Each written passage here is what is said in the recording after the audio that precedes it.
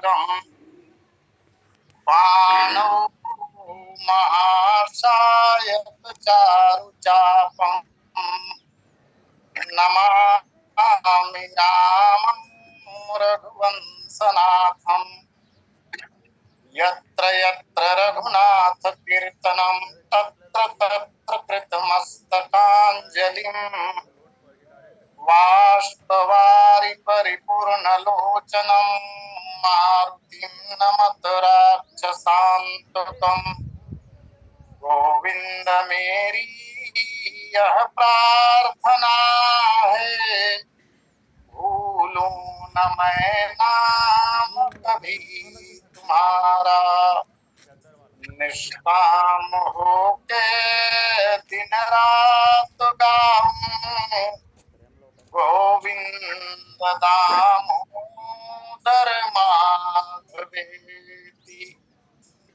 देहांत काले मम सामने हो, बंसी बजाते मन को लुभाते। गाता यही मैं तननाथ त्यागूं, गोविंद दामोदर माधवेति। याज्ञवल्क्य भरद्वाज मुनि उमा समेत महेश, बंदौ तुलसीदास पुनि कागभूषुंडि खगेश।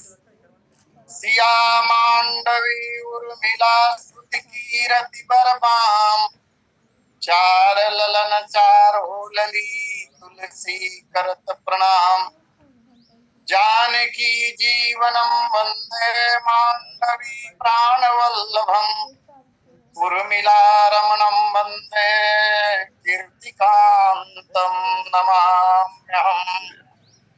बालचरित कहि विविध विधि मन महु परम उछाहु, मुनियागमन कहसि पुनि श्री रघुबीर बिबाहु।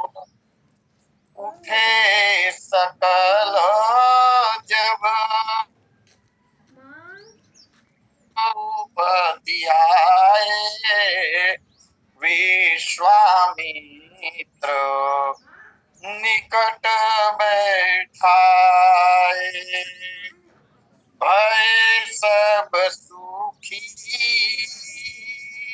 देखी दो भ्राता, बारी बिलोचन पुलकित गाता। बोलिए सियावर रामचंद्र की जय। परमाराध्य प्रभु श्री सीतारामचंद्र जी महाराज, भगवान शंकर जी, अंजनी नंदन हनुमान जी महाराज, कालजयी ग्रंथ श्रीमद रामचरितमानस के प्रणेता पूज्यपाद स्वामी जी महाराज, श्री राम कथा लिंक से जुड़े हुए समस्त समादरणीय महानुभावों तथा देवियों, इस पावन कार्यक्रम के संयोजक एवं संचालक आदरणीय श्री पटेल जी, आज के प्रथम लिंक के कथा व्यास परम आदरणीय भाई श्री टीकाराम जी साहू एवं तृतीय लिंक में जिन्हें हम सुन पाएंगे बहुत ही आदरणीय श्रद्धेय श्री जायसवाल। आइए भगवान की असीम अनुकंपा से जो समय प्राप्त हुआ है उस समय का सदुपयोग करने का प्रयास हो। कल कथा के क्रम में हमने दर्शन किया था कि उठे सकल जब रघुपति आए, विश्वामित्र निकट बैठाए। जैसे ही श्री राम और लक्ष्मण गुरु जी के निकट आए पुष्प वाटिका से अमराई में, जहां मुनि मंडली विराजमान थी, उनके आते ही सब लोग खड़े हो गए, अर्थात उठकर इन दोनों चक्रवर्ती कुमारों का सम्मान किया। खड़े होने का कारण कल आंशिक रूप से मैंने निवेदन किया था। भगवान के संबंध में जनकपुर वालों को कुछ भी जानकारी नहीं है, परिचय नहीं है, परिचय प्राप्त नहीं है। फिर भी जनक जी जैसा ब्रह्मज्ञानी, विज्ञानी, सूरवीर क्षत्रिय राजा और उनके साथ आए हुए वयोवृद्ध, तपोवृद्ध, ज्ञानवृद्ध सतानंद जी जैसे महात्मा उठकर खड़े हो जाते। इसका एक कारण मैंने कल निवेदन किया था। यह सब श्री राम और लखनलाल जी महाराज के तेज अथवा व्यक्तित्व का प्रभाव था, जिससे प्रभावित होकर वे सब खड़े हुए। आइए इसका विज्ञान क्या है, इस पर मैं थोड़ा सा निवेदन करना चाहूंगा, जिसके चलते सब लोग बरबस खड़े हो गए। और ऐसा स्वाभाविक रूप से होता भी। सभा में जनकपुर निवासी जितने भी लोग विद्यमान हैं, राजा जनक से लेकर बंधु बांधवों तक, उन सबका जो तेज है, उन सबका जो प्रभाव है, वह तेज अथवा प्रभाव इन दोनों राजकुमारों के तेज और प्रभाव से कुछ कम है। उन लोगों के प्रभाव से अधिक प्रभाव अथवा तेज श्री राम और लक्ष्मण में है। ऐसा अवसर जब भी आता है तब होता क्या है, महान व्यक्तित्व का जब आगमन होता है, जैसा कि कल आदरणीय पटेल जी कह रहे थे, यही स्थिति बनी जब बाली पुत्र अंगद जी महाराज रावण की सभा में पहुंचते। तब मेघनाद जैसा वीर और जितने भी उस सभा में विराजमान थे, सबने एकाएक खड़े होकर स्वागत किया अंगद जी का, सम्मान में खड़े हुए। ऐसा होता है, इसलिए होता है कि आगंतुक जो महान व्यक्तित्व है, यद्यपि उसे हम नहीं पहचानते, तो उनका जो प्रभाव है भीतर से ही देखने वाले के प्राण शक्ति को प्रभावित करता है। देखने वाला जब महान व्यक्तित्व को देखता है, तो जैसा कि सिद्धांत है हमारे यहाँ, एक व्यक्ति का मन सुदूर बैठे हुए दूसरे व्यक्ति के मन को प्रभावित करता है। जब सुदूर बैठा हुआ मन प्रभावित कर सकता है, तब सन्निकट की स्थिति जहां पर हो, वहां व्यक्तित्व कैसे प्रभावित नहीं करेगा। तो आने वाला महान व्यक्तित्व जो है वो सामने वाले के प्राण शक्ति को प्रभावित करता है। इसके कारण देखने वाले के शरीर में गति, आवेश अथवा जोश अथवा कह सकते हैं प्रेरणा प्राप्त होती है। और प्रेरणा प्राप्त होने के कारण एक निमिष भी बहुत हो जाता है। आधे निमिष में ही, पलक के गिरने और चढ़ने में जो समय लगता है वो ज्यादा हो गया, उससे भी आधे समय में ही वो ऐसा प्रभावित करता है कि सामने वाले के शरीर को उस प्रेरणा शक्ति, वह जो प्रेरणा शक्ति होती है वो खड़ा कर देती। ऐसे अवसर पर यदि कदाचित कोई अहंकारी व्यक्ति उस समाज में बैठा हो और अपनी महिमा गरिमा का ध्यान रखते हुए कदाचित खड़ा न हो महान व्यक्तित्व के सामने, तो उसे अपने अहंकार का फल आने वाले दिनों में अथवा भविष्य में भोगना ही पड़ता है। इसलिए स्वागत में, सम्मान में अवश्य में खड़ा होना चाहिए। इसीलिए सब लोग खड़े हुए और अभ्युत्थान देकर श्री राम लक्ष्मण का सम्मान हुआ, तो इसमें कोई आश्चर्य की बात नहीं है। रावण को भी हम देखे, रावण जब सीता का हरण करने के लिए गया तो रावण की प्राण शक्ति को भगवती सीता का जो ऐश्वर्य है वो प्रभावित किए बिना नहीं रहा, और परिणाम ये हुआ कि मनमहु चरण बंदी सुख माना।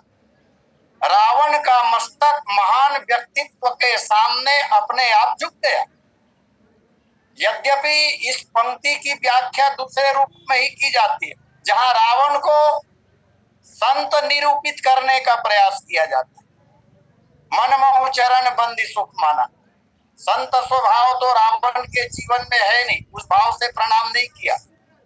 यहाँ सीता जी के प्रभाव के कारण ही रावण का सिर बरबस झुक गया। ठीक इसी तरह वहां तो विपरीत स्वभाव के लोग हैं, कहा सीता जी और कहा रावण, और यहाँ तो सम स्वभाव वाले लोग हैं, सब ज्ञानी लोग हैं, भक्त लोग हैं, तो उनमें असर क्यों कर नहीं करेगा। और इसलिए भी असर, क्योंकि भगवान है, राम जी भी भगवान है, लखनलाल जी महाराज भी भगवान है। तो इसका प्रमाण मानस जी में अनेक स्थलों पर देखने को मिलता है। अब जब सब लोग खड़े होकर अभिनंदन करते हैं भगवान का, तब गोस्वामी जी महाराज ने कहा, उठे सकल जब रघुपति आए, विश्वामित्र निकट बैठाए। तब मुनिवर गुरुदेव विश्वामित्र ने श्री राम लक्ष्मण को अपने निकट अपने पास ही बैठा लिया। अपने निकट बैठाने का तात्पर्य है वात्सल्य भाव से, क्योंकि दोहरी भूमिका में विश्वामित्र जी महाराज हैं, गुरु की भूमिका में भी हैं और पिता की भूमिका में भी हैं। इसलिए वात्सल्य भाव से गुरु जी ने दोनों राजकुमारों को अपने सन्निकट बैठाया। इसलिए भी अपने पास बैठाए गुरु जी, क्योंकि गुरु जी के साथ ही आए हैं। गुरु जी महाराज ही उनके संरक्षक हैं। संरक्षक अपने सन्निकट नहीं बैठाएगा तो भला कौन बैठाएगा। ये दो बातें हो गई। तीसरी बात, श्री राम लक्ष्मण गुरु जी महाराज के लिए प्राणों के समान प्यारे हैं, अति प्यारे हैं, और प्यारी वस्तु सन्निकट ही रखी जाती है। दूसरे भाव में अगर हम देखें तो अपने निकट राम लक्ष्मण को बैठाकर मानो गुरु जी ने ही इन दोनों चक्रवर्ती राजकुमारों का सम्मान किया। सम्मान करने के बहुत तरीके हैं, केवल खड़े हो जाना सम्मान नहीं है, आदर पूर्वक अपने निकट बैठाना भी सम्मान ही है। तो श्री राम लक्ष्मण का सम्मान विश्वामित्र जी महाराज ने किया। और एक दूसरा भाव और यदि कहा जाए तो, जैसा कि जनकपुर के निवासियों ने भगवान का स्वागत किया था, उसी स्वागत का मानो विश्वामित्र जी महाराज ने अनुमोदन कर दिया हो, अपने निकट बैठा कर अनुमोदन कर दिया गुरु जी महाराज। इसके पश्चात विचार करें चौपाइयों पर तो एक बात मन में आती है। यहाँ रामचंद्र जी महाराज का 2 बार आना कहा गोस्वामी जी, इसी प्रसंग में अभी 2 बार आना कहा है। पहली बार कहा देहि अवसर आए तो भाई, गए रहे देखन पुलवाई। आए 2 भाई, दोनों भाइयों का आना कहा। और अभी फिर कह रहे हैं, उठे सकल जब रघुपति आए, तो विश्वामित्र निकट बैठाए। तुरंत 2 बार आना कहकर गोस्वामी जी महाराज एक बात करना चाहते हैं। बात यह है कि प्रयोजन ही 2 हैं। एक ही प्रयोजन के लिए 2 बार आना अगर कहते तो पुनरावृत्ति का दोष लगता काव्य। लेकिन यहाँ प्रयोजन दो है, इसलिए दो बार भगवान का आना का विचार करते हैं। पहली बार जब भगवान का आना कहा गोस्वामी जी महाराज ने, ते ही अवसर आए दो भाई, गए रहे देखन फुलवाई। तो इसका तात्पर्य है अवसर जानकर, शुभ अवसर जानकर, उचित मौका जानकर, उचित समय में भगवान आए, एक प्रयोजन ये हुआ। और दूसरे बार जब कहा गया कि उठे सकल जब रघुपति आए, विश्वामित्र निकट बैठाए, तो यहाँ प्रयोजन दूसरा है। यहाँ प्रयोजन है सब लोगों के द्वारा उठकर भगवान का सम्मान करना। इस तरह श्री रामचंद्र जी महाराज का दो बार आना दो प्रयोजन को सिद्ध करता है। अब गुरुदेव ने दोनों कुमारों को अपने निकट बैठा लिया, विराजित हो गए, और लोग एक तक प्रभु श्री रामचंद्र जी महाराज को देख रहे हैं। कौन नहीं देखेगा? श्री राम का स्वरूप ही ऐसा है कि एक बार अगर किसी की नजर उन पर चला जाए तो फिर नजर हटने का नाम ही न ले। परिणाम क्या हुआ दर्शन का? तब गोस्वामी जी महाराज कहते हैं, भय सब सुखी देखी दो भ्राता, तो बारी बिलोचन पुलकित गाता। सरल दोनों भाइयों को देखकर सब लोग सुखी हो गए और सबके नेत्रों में जल भर आया, सबके शरीर पुलकित हो गए। ऐसा क्यों? ऐसा इसलिए भय सब सुखी, सब लोग सुखी इसलिए हुए क्योंकि भगवान स्वयं सुख के निधान हैं। इस बात को प्रमाणित कर रहे हैं विश्वामित्र जी महाराज। आगे बात आएगी, जाई देखिया वहु नगर, सुख निधान दो भाई, और करहु सुफल सबके नयन, सुंदर बदन दिखाई। सुख के निधान है, और जब सुख के निधान का दर्शन किया गया, आनंद हिलोरे मार रहा है। वैसे भी श्री राम जन्मोत्सव के अवसर पर भी गोस्वामी जी महाराज ने यही बात कही है कि जो आनंद सिंधु सुख राशि, सी करते त्रैलोक्य सुपासी, तो बोले सो सुख धाम राम यस नामा, अखिल लोकदायक विश्रामा। इन कारणों से श्री राम लक्ष्मण को देखते ही सबके हृदय में, सबके मन में एक जिज्ञासा उत्पन्न हो रही, नजर हटने नहीं पाता, और मन में जिज्ञासा होने लगी। जिज्ञासा ये कि ये दोनों अद्भुत बालक, ऐसे बालक आज तक देखे सुने नहीं गए महाराज। लोक में देखे तो गए ही नहीं, हाँ कथाओं में सुने गए हैं। अपूर्व राजकुमार ये कौन है, कहां से आए हैं, और दोनों बातें हैं इसमें। दोनों बातें कौन कौन सी? तो बोले सूर्य का प्रताप और चंद्रमा की सुधामय शीतलता, दोनों का एक साथ होना दुर्लभ है। लेकिन भगवान में ये दोनों बातें हैं, इसलिए तो सूर्य कुल के सूर्य कहे जाते हैं भगवान। मानस जी में ही उस दोहे पर बहुत चर्चा हुई, अभी कुछ दिन पहले तक उदित उदय गिरि मंच पर रघुबर बाल प्रथम पतंग विकसै संत सरोज सब हर्षै लोचन भृंग। भगवान रामचंद्र जी महाराज सूर्य वंश के सूर्य और चंद्रमा भी वही है, चंद्रमा भी पूर्णिमा के।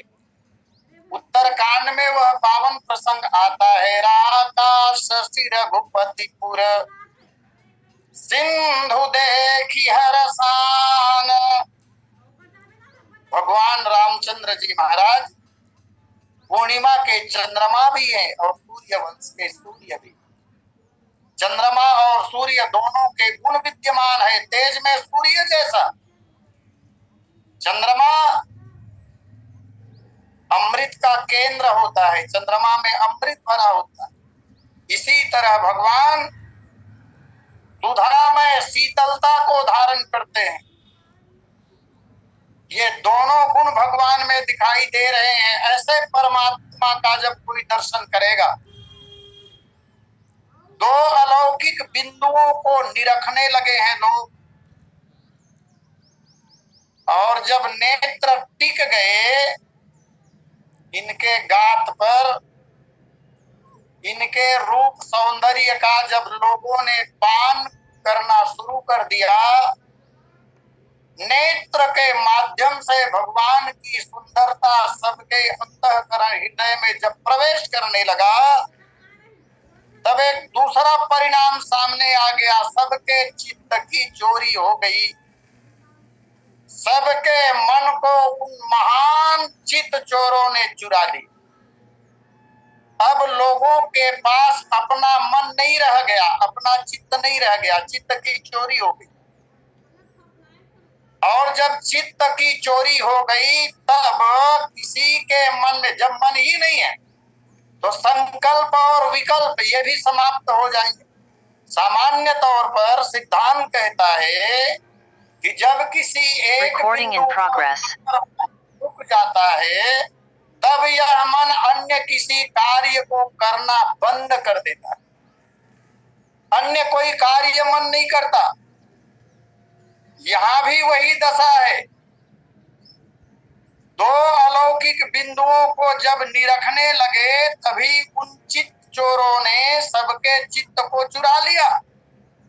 और जब चित्त की चोरी हो गई, तब सबके चित्तों ने, सबके मन ने कोई दूसरा चिंतन करना छोड़ दिया और सच्चिदानंद घन सुख के समुद्र श्री राम में ही सबका मन, सबका अंतःकरण, हृदय अथवा चित्त सुखाकार हो गया, सुख में डूब गया। इस प्रकार सब लोग सुखी हो गए। और इसलिए गोस्वामी जी महाराज कह रहे हैं, भय सब सुखी देखी दो भ्राता, तो बारी बिलोचन पुलकित गाता। सुख के सागर में डूबकर जब सुख रिकॉर्डिंग स्टॉप्ड, और तब शरीर की दशा क्या हुई, तो बोले बारी बिलोचन, नेत्रों से प्रेमाश्रु की धारा प्रवाहित होने लगी। ऐसा होता है सामान्य तौर पर, लोक में भी ये बातें देखने को मिलती है। जब सरस कथा किसी कथावाचक के द्वारा कही जाती है, तो सुनते सुनते कई लोगों के नेत्र सजल हो जाते हैं। इसी तरह जब भगवान के चरित्रों का पठन पाठन, स्वाध्याय अच्छे मन से, पवित्र मन से, एकाग्र चित्त होकर पाठक जब करता है, तो अपने आप अश्रु की बूंदे नेत्रों में छलछला आती हैं। स्वाभाविक रूप से ऐसा होता है। तब जिन लोगों ने साक्षात पार ब्रह्म परमात्मा सर्वात्मा अंतर्यामी श्री राम का प्रत्यक्ष दर्शन जिसने किया हो, उनके नेत्रों में प्रेमाश्रु की धारा बहने लगे, कोई आश्चर्य नहीं। इसलिए कहा बारी बिलोचन, नेत्रों की यह दशा हो गई, मन की चोरी हो चुकी है। और मन जो है वो सभी इंद्रियों का राजा है। मन ही सभी इंद्रियों को निर्देश आदेश देता है कि ये करो वो करो। जब तक मन पैर को निर्देश नहीं करेगा, पैर उठने वाला नहीं है, हाथ उठने वाला नहीं है, नेत्र देखने वाला नहीं है, तो मन का राजा जो है इंद्रियों का राजा मन जो है उसकी चोरी हो गई, नेत्र सजल हो गए। और अब जो शरीर के अन्य अंग प्रत्यंग बचे उनका वर्णन करते हुए मानसकार कहते हैं, बारी विलोचन पुलकित गाता। शरीर पुलकित हो गया। शरीर जब पुलकित होता है तो कुछ लक्षण शरीर में दिखाई देते हैं, जैसे नेत्रों में आंसू का आ जाना, रोमावलियों का खड़ा हो जाना, शरीर का शिथिल हो जाना, गला का रुंध जाना। आदमी बोलना चाहेगा, बोल नहीं पाएगा। श्री राम का अवतरण जिस समय हुआ उस समय महाराज दशरथ के कानों में जैसे ही ये समाचार मिला था, यही दशा उनकी हुई थी।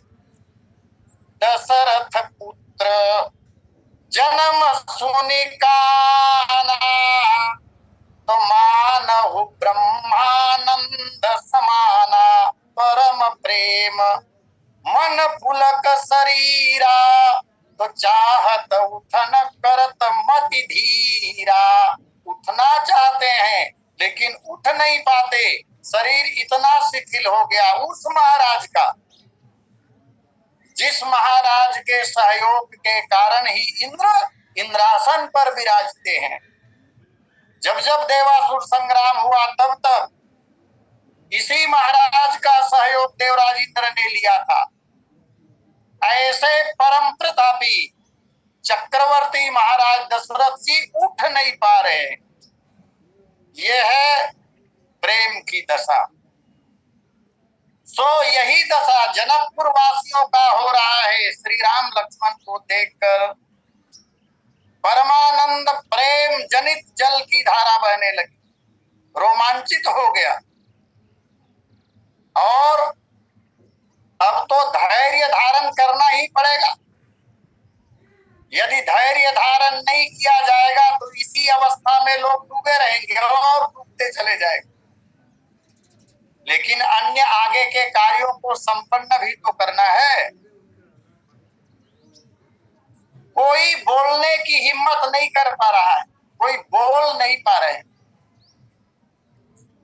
प्रश्न ये है कि ये दोनों राजकुमार, सवाल ये है यहाँ पर अब, ये दोनों राजकुमार क्षत्रिय कुमार हैं कि मुनि कुमार हैं? निर्णय नहीं हो पा रहा है। निर्णय नहीं हो पाने के अनेक कारण हैं, उसमें से एक दो निवेदन करूं केवल। श्री राम लक्ष्मण जब पुष्प वाटिका में गए थे तो धनुष बाण लेकर नहीं गए। अगर धनुष बाण लेकर गए होते तो आते समय भी धनुष बाण उनके साथ होता, और जब धनुष बाण उनके साथ होता तो समझ में आ जाता कि ये क्षत्रिय कुमार है। अस्तु, धनुष बाण है नहीं, क्षत्रिय कुमार कैसे कहें? लेकिन स्वरूप को देखने से, रूप को देखने से क्षत्रिय राजकुमार ही लग रहे हैं, लेकिन ताना बाना मुनियों जैसा है, मुनि कुमार जैसे हैं। तब ये वास्तव में क्षत्रिय राजकुमार हैं कि ऋषि कुमार हैं, ये समझ में नहीं आता। औरों की बात छोड़ दीजिए,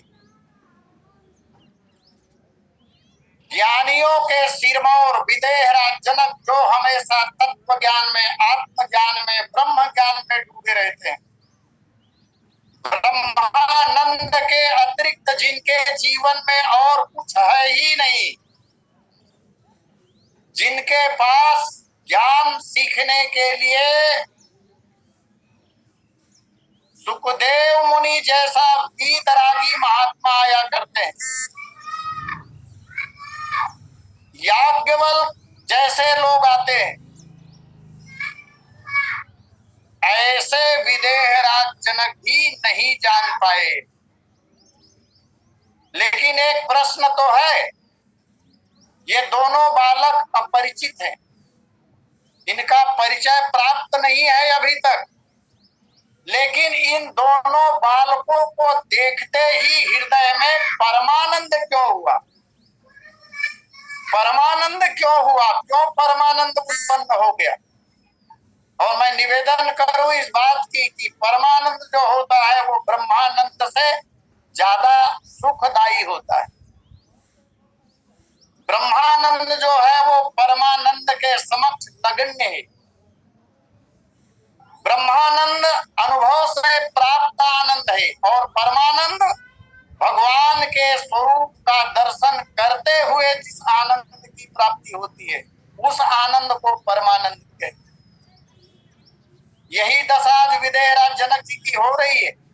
सदा ब्रह्मानंद में डूबने वाला राजर्षि जनक परमानंद को कैसे प्राप्त कर रहे हैं? ये दोनों बालक इतने प्यारे क्यों लग रहे हैं? ऐसा मानो सबका मन पूछ रहा हो, लेकिन विश्वामित्र जी महाराज से पूछने का साहस नहीं कर पा रहे। एक बात और, पूछेंगे भी नहीं। जिस समाज में विदेहराज जनक विद्यमान हो, उनके साथ जितने लोग गए हैं वे उनके आश्रित जन हैं, सतानंद जी महाराज को छोड़कर।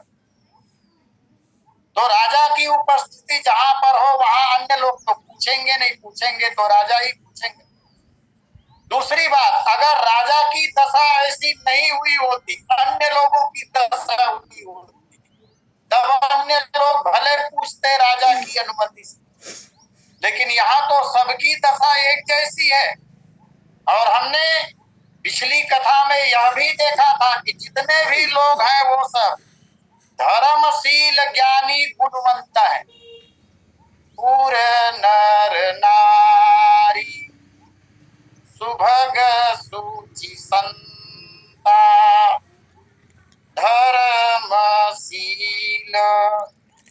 ज्ञानी गुणवंता, भगवान के भक्त हैं सब। और इन्हीं कारणों से क्यों नहीं होगा, भगवान को देखकर भगवान के भक्तों की ऐसी दशा होनी ही है।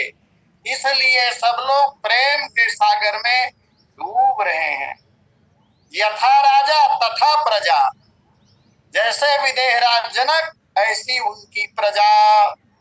नेत्र टिके हुए हैं दोनों राजकुमारों में। तब गोस्वामी जी महाराज ने कहा, मूर्ति मधुर मनोहर देखी भयउ विदेह विदेह विसेखी।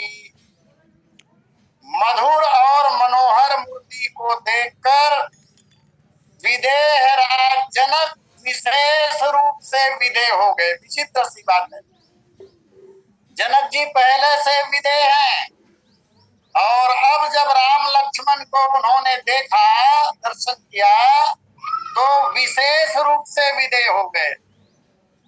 यहाँ दो शब्दों का क्रम जो है वो बड़ा दर्शनीय है।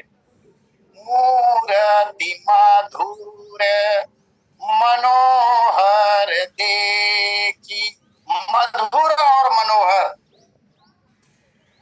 पहले कहा मधुर और पश्चात कहा मनोहर।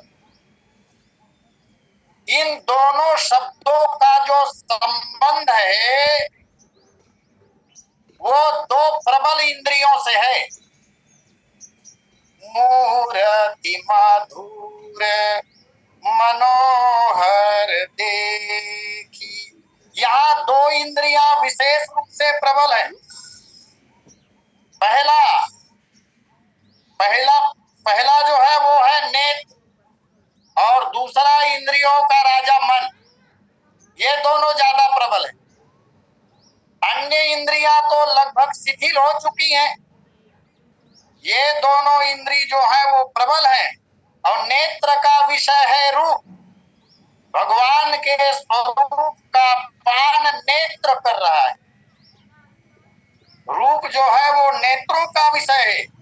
तो जब नेत्रों से भगवान के रूप माधुर्य का दर्शन किया गया, तब मन की क्या दशा हुई? थोड़ी देर पहले मैंने निवेदन किया, मन हर लिया गया, नेत्र टिक गए, मन का हरण हो गया।